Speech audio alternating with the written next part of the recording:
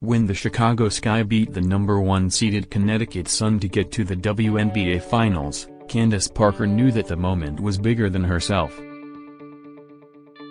Inside of her shoe, she wrote for Pat to honor the late Pat Summitt, who coached Parker at the University of Tennessee. "I want to always bring honor to Pat. In these moments I always remember her," said Parker. Summitt passed away in June of 2016, 4 months before Parker won her first WNBA championship and Finals MVP with Los Angeles. Summitt was alive to see Parker become Rookie of the Year and MVP in the same year, win MVP again in 2013, get 3 All-Star nods and add copious other accolades to her trophy cabinet. 5 years later, Parker would find herself in her hometown of Chicago, playing with the lowest ever seed to win a WNBA title, and giving the team their first franchise title.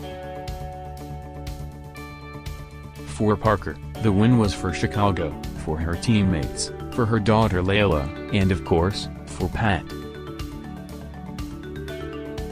In a sense, Parker wasn't supposed to be there. She played her entire career with the Sparks, even winning Defensive Player of the Year with the team in 2020, but after their early playoff exit, Parker wanted to try her hand at a championship at home. But the story of Chicago's first ever franchise title is not Parker's alone, and she would be the first to tell you that. It's the story of how Elaine Adele Dunn was traded to Washington in 2017 to bring her hometown their 2019 title, and Chicago was given Kahleah Copper and Steph Dolson in return, who would prove to be invaluable pieces in this year's title run. Allie Quigley and Courtney Vandersloot, the Sky's married couple and veteran leaders, endured heartbreak at the hands of Phoenix before in 2014, getting swept 3-0 in the finals. 2021 was different though. These players were going to make sure it ended differently. Chicago Sky head coach James Wade, center, celebrates with Candace Parker, right, and Kahleah Copper, left, after defeating the Phoenix Mercury in Game 4 of the WNBA Finals to become champions Sunday, October 17, 2021, in Chicago. Paul Beattie/AP, the Sky dominated the whole series, showing no mercy from Game 1, in which they built a 22-point lead at halftime and forced the Mercury to shoot just 23.5% in the first half en route to a 91-77 win. Copper led all scorers in that game with 21 points, but 6 different Sky players finished in double-digit scoring, their versatility making them so hard to beat. Copper was tagged as an emotional leader by head coach James Wade coming into the series, and, whether it was a 22-point lead or an overtime loss like Game 2, her poise and energy shone through every single night for Chicago. "I have this edginess and this grittiness about me that's going to keep me going," Cooper said. "I think it was very important for me to be consistent, starting with last year, having a breakout season as you call it. It was about coming in this year and being consistent and actually being better than I was last year. On the boards, getting shots up, staying cool under Phoenix's gritty defensive pressure, that energy rubbed off onto her Sky teammates. Even when they were down by double digits, they never went into panic mode with Copper on the floor." To their credit, the Mercury refused to go down without a fight. This series wasn't lost due to a lack of heart or passion, and Game 2 was a testament to that. Brittany Griner, whose overall finals performance affirmed why she is one of the best centers in the league, dropped 29 points to help lead Phoenix to what would be its only win in the series. Diana Taurasi added 22, and Skylar Diggins-Smith put together a 13-point, 12-assist game as a leader from the point position to help keep the Mercury in the series. However, in the end, Phoenix's inability to deploy a bench as well-rounded as Chicago's would be its downfall. Brianna Turner's defense was unmatched, and Sophie Cunningham's ability to get under the skin of Chicago players helped the Mercury get their lone win. But shots didn't fall, and having only 3 players finish with double-digit per-game scoring totals just was not enough. Phoenix Mercury's Sklar Diggins-Smith, left, Brittany Griner, center, and Bria Hartley right, react on the bench during the final seconds of the second half of Game 3 of the WNBA Finals against the Chicago Sky, Friday, October 15, 2021, in Chicago.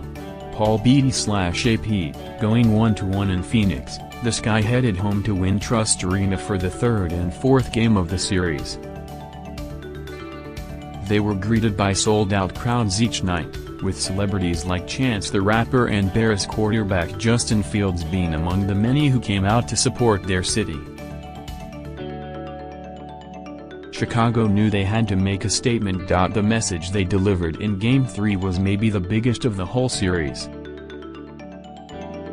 They outplayed Phoenix the entire game, holding them to less than 14 points a quarter, and won Game 3 by 36 points, the largest margin of victory in WNBA Finals history. The Sky's usual suspects stepped up, with another 22-point game from Copper. Vandersloot notched another 10-assist night, adding to her point guard oeuvre. Parker provided from all areas of the floor, and Diamond DeShields, coming off a less-than-ideal 2-point performance in Game 2, got her confidence back, scoring 11 and hauling in 5 rebounds. It was all coming together. The deciding game was being played on the home court. Parker, who had an 0-2 career record in Game 4 closeouts heading into the series, could finally author a series-clinching Game 4 win. The storybook ending was right there, waiting. For most of the game, though, it looked like it wouldn't come to be. Chicago trailed by 9 heading into the fourth quarter despite getting big performances from Quigley, who scored 26 points, and Vandersloot, who finished with another double-double to the tune of 10 points, 15 assists and 9 rebounds. The Sky seemed destined for a Game 5 in Phoenix. But if Parker is known for anything, it's changing the narrative. With just under 2 minutes to play, Parker hit a three-pointer to tie the score at 72-72, adding to a final stat line that would eventually be 16 points and 13 rebounds, and set up plays for Dolson to increase the Chicago lead as the clock wound down.